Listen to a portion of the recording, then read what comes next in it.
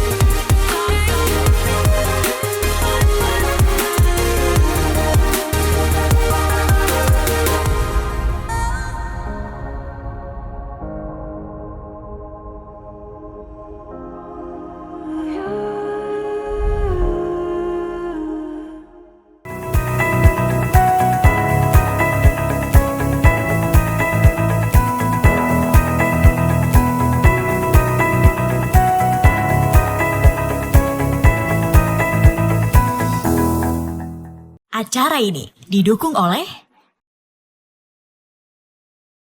Halo Sobat Eljon dan masyarakat Indonesia dimanapun kalian berada. Kita berjumpa kembali tentunya dalam Beranda Sawit Nusantara. Oke, terima kasih banyak semuanya.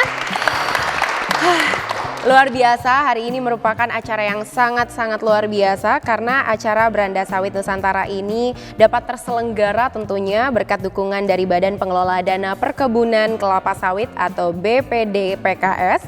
Lalu dukungan juga oleh Masyarakat Perkelapa Sawitan Indonesia atau MAKSI, by President University dan juga Eljon Media. Dan mungkin kita akan mereview juga sebelumnya kalau tadi kita sudah bersama-sama menyaksikan dan juga melihat bagaimana teman-teman dari Presiden University, tepuk tangan dulu untuk teman-teman Presiden University ya, yang sudah menyelesaikan kuis Beranda Sawit Nusantara ya. Mungkin saya juga ingin menyambut narasumber terhormat kita. Sudah bergabung tentunya bersama dengan kita hari ini Ketua Umum Masyarakat Perkelapa Sawitan Indonesia, Dr. Insinyur Darmono Taniwiryo MSc. Boleh kita berikan tepuk tangan yang luar biasa? Lalu kita juga sudah bergabung bersama dengan kami Dr. Insinyur Tungkot Sipayung selaku Palm Oil Agribusiness Strategic Policy Institute, Direktur Eksekutif. Terima kasih banyak Pak sudah bergabung, boleh kita berikan tepuk tangan. Dan juga tentunya pada hari ini saya tidak akan sendiri, saya juga akan ditemani untuk berbincang-bincang bersama dengan narasumber ahli kita tentunya ya. Ada moderator kita yang tak kalah hebat dan juga tak kalah ahli dalam bidangnya. Beliau merupakan Bapak Prayuda Mulyo SEMM selaku praktisi kelapa sawit. Terima kasih Mbak Nani. Oke, nah mungkin berangkat dari kuis tadi terkait dengan kelapa sawit itu sendiri. Kira-kira bagaimana Pak Prayudha? Apa yang ingin dibahas sekiranya hari Baik, ini? Mbak Nami, terima kasih banyak ya. Senang sekali hari ini para sahabat Eljon yang berbahagia dimanapun Anda berada, para mahasiswa dan ada dosen juga yang hadir untuk menyaksikan acara yang sangat menarik dari Beranda Sawit Nusantara, di mana kali ini Beranda Sawit Nusantara merubah sedikit polanya. Ya, Beranda Sawit Nusantara sebelumnya kita bicara dengan rekan-rekan para anggota dari ekosistem sawit. Hari ini kita keluar sedikit nih Pak Darmono, Pak Tungkot. Kita keluar dari ekosistem industri perkelapa sawitan. Kita coba hadirkan para akademisi ya, Indonesia masa depan tentunya dari Presiden University yang memang di Jawa ini pengetahuan dan pengenalan sawitnya sangat minim. Tapi dari pertanyaan-pertanyaan tadi ada beberapa yang menarik Pak Darmono, Pak Tungkot untuk kita coba bahas. Ada pertanyaan yang kelihatannya jawabannya perlu kita bahas nih. Kalau salah ya wajar ya. Tapi kalau benar perlu juga nih kita bahas Pak. Ini kebetulan aja, keberuntungan atau cap cip-cup atau gimana kan gitu ya. Kita nggak tahu nih Pak. Nah, kita coba lihat jawaban-jawaban rekan-rekan kita yang hari ini mungkin ada masukan dari masyarakat perkelapa sawit Indonesia maupun dari Pak Tungkot. Beliau juga penulis buku. Ya, penulis buku yang begitu menarik tentang mitos dan fakta di industri sawit. Mungkin dari ini bisa ditayangkan, ada beberapa pertanyaan yang mungkin nanti saya ingin tanyakan ke salah satu dari narasumber kita. Oke, pertanyaannya adalah dari ranking biosolar berikut, apakah A dari 20 atau B 35 yang telah menjadi ranking tertinggi di negara C Thailand atau D Jerman. Oke, semuanya mulai dari grup A, B dan juga grup C. BD. Semuanya BD ya. Betul, C. Betul itu. Oke, jawabannya.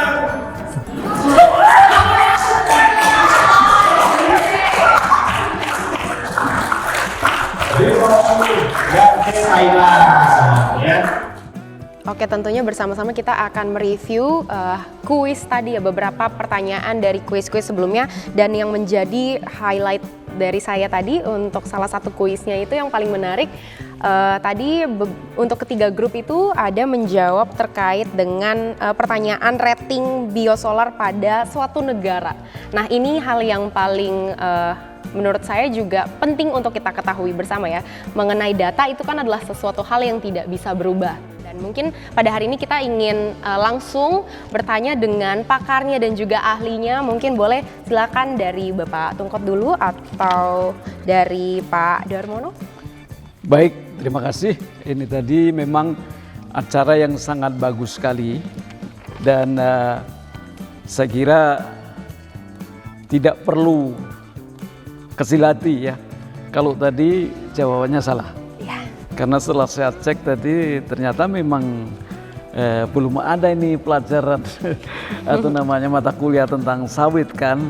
Jadi ini wajar. Tapi ini luar biasa karena jawaban-jawaban tadi kan tidak salah semua.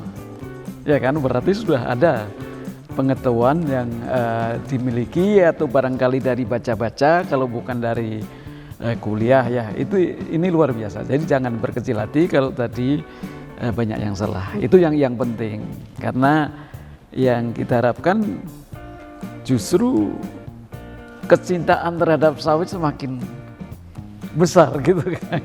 Itu yang penting, kepedulian terhadap sawit, keingintahuan terhadap sawit semakin besar. Dan tadi memang mengenai yang pertanyaan tentang biodiesel tadi, ini kan ia menunjukkan apa namanya, karena mungkin pengetahuannya di Indonesia ya, di Indonesia udah pada tahu kalau di Indonesia itu B35 kan. Nah, kalau itu udah tahu, itu sudah luar biasa. Walaupun tadi kan jawabannya ketika kita tanya di negara lain itu tidak tepat. Ya, tapi itu tidak apa-apa. Yang penting tahu bahwa di Indonesia ini sudah B35. Itu loh ya. Kalau saya ya Pak Prayudha ya. Ini justru kami dari masyarakat perkelapa sawitan apresiasi atas partisipasi dari para akademisi, para mahasiswa ini. Kira-kira apa yang perlu kita perbaiki agar kaum akademisi itu pada saat bicara agribisnis atau bicara bisnis yang ada di bidang pertanian dan perkebunan itu, sawit menjadi salah satu yang akan dibahas, Pak. Kira-kira apa lagi yang perlu kita kembangkan atau kita perhatikan supaya kampus-kampus khususnya di Jawa, karena teman-teman di Jawa mungkin lihat pohon sawit pun jarang ya Pak, sehingga rasanya bisnis di sawit bisnis apa ya? Padahal teman-teman tahu bisnis sawit itu udah melebihi 600 triliun menciptakan devisa, 600 triliun, Anda bayangin. Rasanya tidak bisa diciptakan oleh subsektor yang lain. Ya. Nah, kira-kira mungkin dari Pak Tungkot. Baik, saya pikir sahabat Eljon TV ya, Iya Pak. dan adik-adik mahasiswa yang hebat-hebat, jawaban kalian tadi keren-keren semua. Ya, oke. Untuk referensi dari Google, ya itu udah keren. Tapi hati-hati, kalau kita bersandar hanya pada Google, tidak check and recheck, bisa sesat. Nah, karena itu setelah tahu di Google, cari sumber aslinya yang kredibel gitu ya, baik itu ahlinya maupun jurnal-jurnalnya, sehingga kita tahu yang benar gitu ya. Tadi itu banyak diwarnai oleh itu ya, tapi enggak, untuk langkah pertama seperti itu wajar karena tadi nggak ada juga kurikulumnya di bidang sawit gitu kan, tapi itu adalah start pertama yang perlu kalian lakukan. Dan pelajarilah sebanyak mungkin industri daripada yang hebat ini industri sawit adalah industri yang hebat gitu.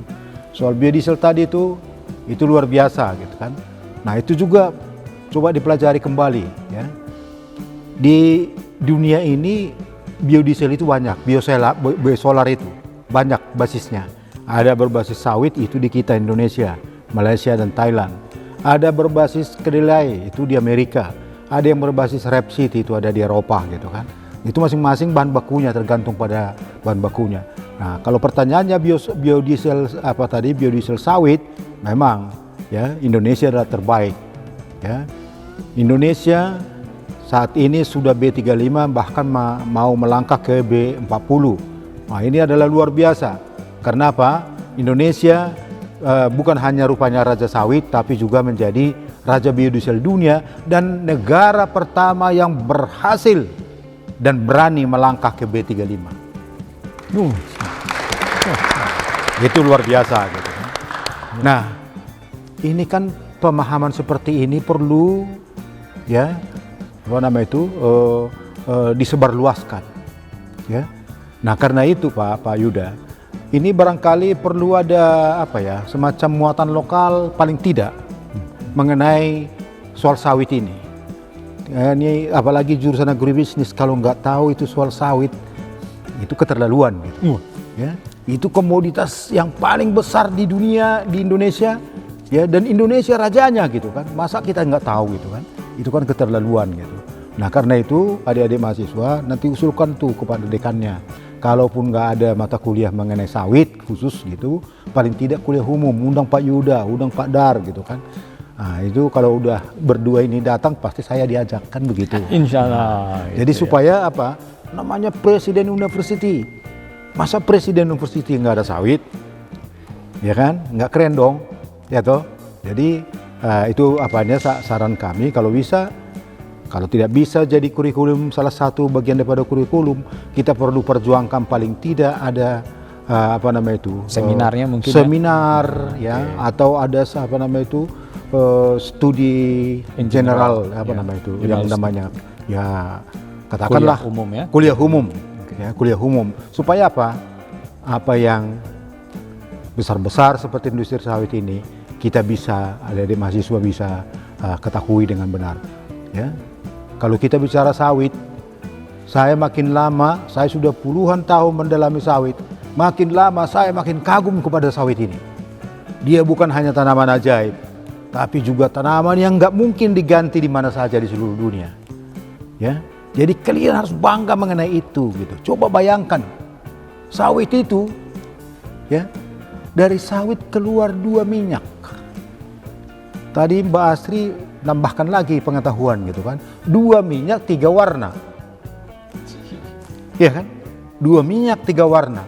Satu, kalau 2 minyak itu minyak inti tadi yang kernel ya, yang salah semua itu ya. Minyak kernel tadi itu, yang putih, yang di tengah. Itu persis seperti kelapa. Itu yang kernel, minyak kernel atau minyak inti. Nah, itu minyak laurik, banyak minyak laurik di sana. Nah, inilah yang membuat kenapa ini dipakai oleh banyak industri kosmetik, lipstick dan macam-macam itu. Kenapa dia lembut di kulit? Karena ada minyak yang dari inti itu. Nah, itu kenapa dia lembut itu kalau misalnya pakai bedak, pakai lotion, pakai sabun, sampo, lembutnya itu adalah dari situ. Kemudian dari yang warna kuning di luar tadi kan, nah itu ada minyak, itu yang disebut dengan minyak sawit, yang kita sebut dengan CPO. Nah, Dari sabutnya Pak ya? Ya dari mesokarpnya gitu kan, dari daging buahnya katanya itu, yang warna kuning tadi itu. Nah, aslinya itu sebetulnya warna merah. Ya, kalau kalian tahu minyak salmira, itu warnanya merah. Atau minyak makan merah sekarang ini, yaitu adalah minyak dari daging buah yang kandungan vitamin A dan vitamin E-nya dan squalennya paling tinggi. Nggak ada tandingannya di dunia gitu. Lebih tinggi daripada kandungan vitamin dari produk-produk yang lain gitu. Nah, warnanya ini selama ini kita mengenal minyak putih, yaitu minyak kelapa, sama dengan minyak inti. Sudah minyak kuning, ini yang dari CPO, dari mesokarpnya kan. Sekarang muncul lagi minyak merah, antara lain seperti salmira misalnya kan, itu minyak merah. Yang sebetulnya yang paling asli itu adalah minyak merah. Karena disitulah minyak itu masih mengandung vitamin A dan vitamin E yang luar biasa, ya. Dan itu tidak ada penggantinya gitu. Nah, kalau minyak kuning itu sudah keluar ini vitamin A dan vitamin E-nya, nggak banyak lagi gitu kan. Nah, apalagi minyak putih nggak punya gitu. Jadi ini kan pengetahuan yang perlu kita miliki sama-sama gitu, ya. Jadi saya pikir itu dulu. Jadi saya kalau nggak ditahan saya bisa kemana-mana. Baik Pak Tungkol. Panjang Jadi ceritanya. Artinya materi tentang sawit yang memang sudah memberi kontribusi 600 triliun lebih kepada devisa negara, rasanya tidak berlebihan kalau ini sudah mulai digaungkan menjadi sebuah kurikulum atau mata kuliah dasar umum NKDU ya di tingkat universitas yang memang punya fakultas atau jurusan agribisnis ya. Gimana kalau tadi juga ada pertanyaan tentang minyak pangan ya Pak ya? Iya. Ya, kalau gula orang taunya gula aren Pak langsung. Kalau gula itu gula aren. Gula merah gula aren. Ternyata tadi ada gula dari sawit. Dari sawit dan Gula datangnya merah dari batang pohon sawit ya. Nah, kira-kira Pak, bagaimana nih memasarkan atau meningkatkan pengetahuan masyarakat bahwa ada juga loh gula yang datang dari sawit gitu ya? Ya, saya kira begini, selama ini kan kita mengenal sawit dari minyak goreng.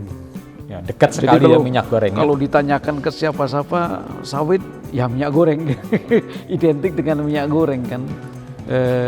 Padahal tadi seperti diceritakan, itu berasal dari CPO, ya kan gitu. Dan masih juga masyarakat belum tahu bahwa minyak goreng itu dari bagian yang berwarna oranye. Banyak yang mengira itu dari bagian yang putih gitu kan gitu. Jadi saya kira ini pengetahuan-pengetahuan yang dasar ini perlu disampaikan dan kemudian juga selain minyak kan ada tadi gula juga gitu ya, kan. Nah, ini lebih banyak lagi. Jadi tadi kalau kita bicara sawit tentang minyaknya kan, ya kan, minyaknya dari buah ya. Jadi kalau kita pergi ke kebun, di bawah kebun sawit, buah itu hanya kecil, ya kan? Yang besar pohonnya, berarti itu lignoselulosanya berlimpah, gitu. Lignosanya ya? Lignoselulosa. Ya, tetapi kalau kita lihat ya, jadi batang sawit itu terdiri dari lignoselulosa. Nah, tapi kemudian ketika kita replanting, kita permajaan, kemudian batangnya kan kita tumbangkan, ya Kak? Ditumbangkan, kemudian tadi yang kita lihat di gambar tadi, itu gulanya bisa dipanen setelah tanamannya ditumbang, kemudian dipangkas ujungnya, itu keluar nira sawit. Jadi dari nira sawit itulah kemudian dipakai untuk dijadikan gula sawit. Gulanya juga manis, bahkan mungkin lebih manis ya. Nah itu jadi ini membantu petani saat replanting karena gulanya kan bernilai ya. Jadi selama permajaan, jadi sehabis pohonnya ditumbang kemudian ditanam dengan tanaman baru, kan petani tadi perlu cash kan gitu loh, perlu cash. Nah ini merupakan salah satu sumber dari petani untuk bisa bertahan hidup selama masa permajaan tadi. Karena untuk sawit berbuah lagi atau berbuah setelah ditanam itu memerlukan waktu 3 tahun sampai 4 tahun. Walaupun ada juga yang bisa 2 tahun tapi rata-rata 3 sampai 4 tahun. Nah disitulah jadi petani saat replanting dapatkan cash dari sawit tadi. Gimana cara memasarkan gula yang kontinuitasnya tidak seperti nira yang lain yang dipanen? Ini datangnya dari pohon-pohon tua nih kan, ditumbang, lalu diambil dari bawahnya, ditunggingkan begitu, lalu bisa menetes gula, lalu gula nanti dimasak menjadi gula nira tebu. Nah kira-kira ke depannya gimana Pak? Apakah kita menunggu pohon tua atau mungkin ada teknologi lain? Mungkin disadap dari pohonnya seperti menyadap karet atau gimana Pak? Untuk mendapatkan gulanya? Jadi gini, ini lagi-lagi ya, dari orang yang baik selalu keluar yang baik. Dari tanaman yang baik dan keluar juga yang baik-baik. Sawit itu menghasilkan antara lain juga gula merah sawit. Ternyata ini jauh lebih sehat. Teman-teman di PPKS itu sudah meneliti kandungan gulanya, gula merah sawit ini itu jauh lebih sehat daripada gula putih. Ya, jadi makanya sekarang banyak dipakai di warung-warung kopi. Bahkan saya dengar informasi industri usaha kecil menengah pempek di Palembang itu sudah menggunakan minyak gula merah sawit ini menjadi pengganti gula yang mereka impor selama ini. Itu luar biasa. Nah, bagaimana ketersediaan ini? Kita dari sudah kita hitung ini, ya.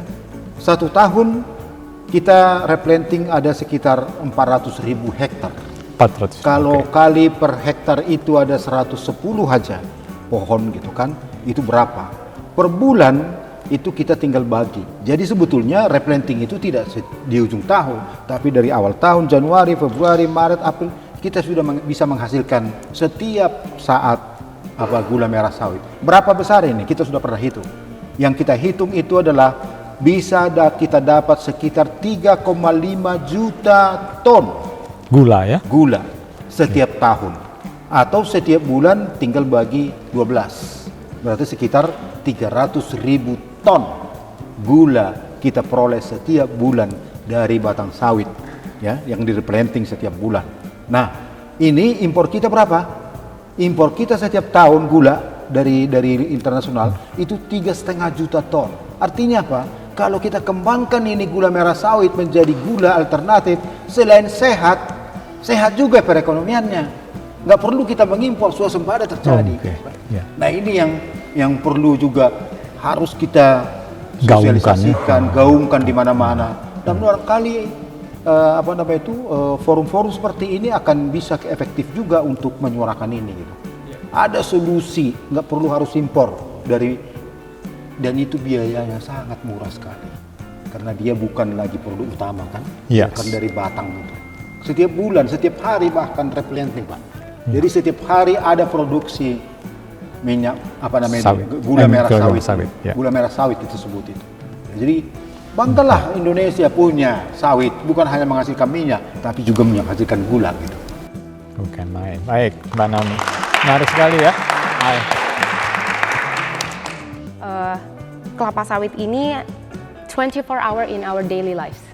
setiap hari kita pakai produk mulai dari kosmetik yang saya juga baru tahu, oh ternyata kosmetik itu menggunakan minyak kernel ya, atau dari inti sawit itu sangat-sangat menarik juga untuk diketahui tidak hanya oleh kita atau teman-teman dari Agribisnis Presiden University, tapi kepada seluruh generasi muda juga tahu bahwa ternyata hal kecil yang kita punya di rumah itu juga memiliki kandungan kelapa sawit. Jadi memang kelapa sawit ini adalah industri yang mungkin bisa dibilang tidak akan pernah mati dan akan menjadi keuntungan yang sangat besar untuk Indonesia. Terbukti dari memang mendatangkan 600 triliun devisa negara kita ya.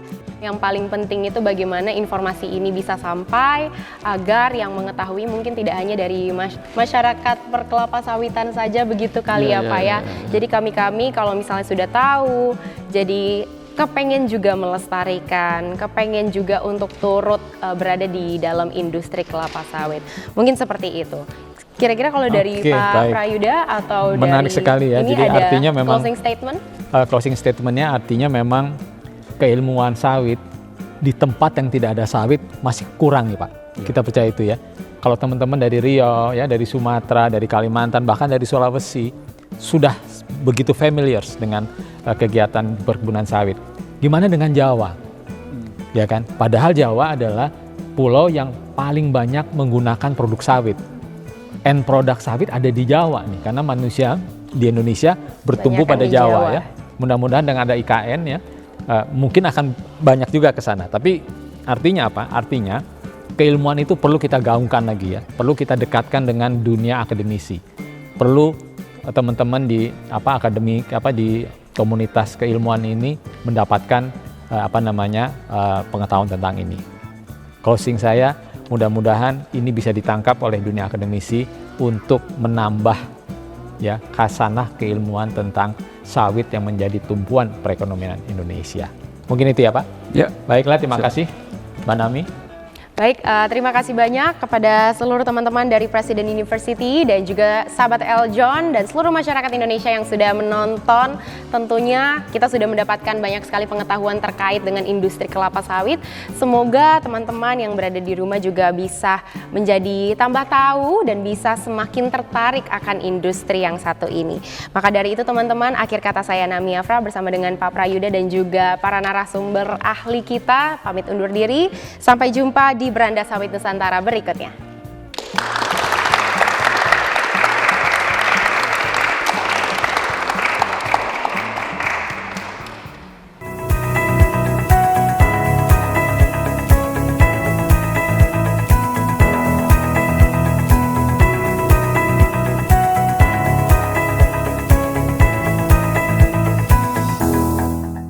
Acara ini didukung oleh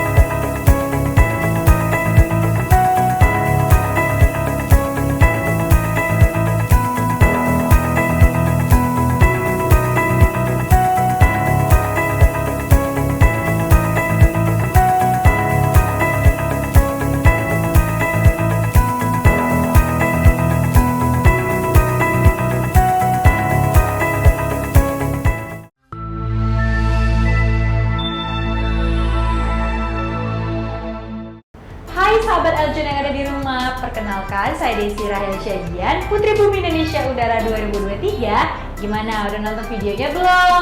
Jangan lupa di like, share, dan subscribe video ini ya. Sampai ketemu! Acara ini didukung oleh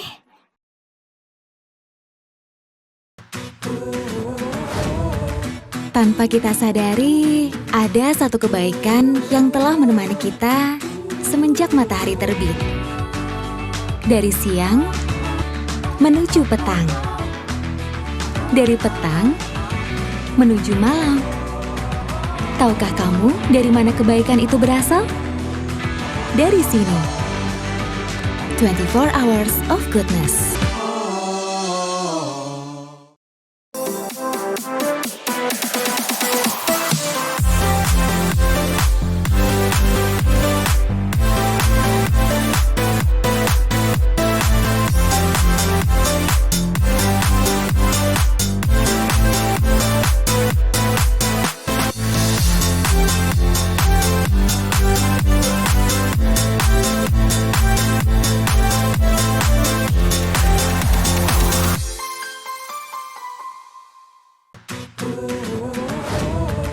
Tanpa kita sadari, ada satu kebaikan yang telah menemani kita semenjak matahari terbit. Dari siang menuju petang. Dari petang menuju malam. Tahukah kamu dari mana kebaikan itu berasal? Dari sini.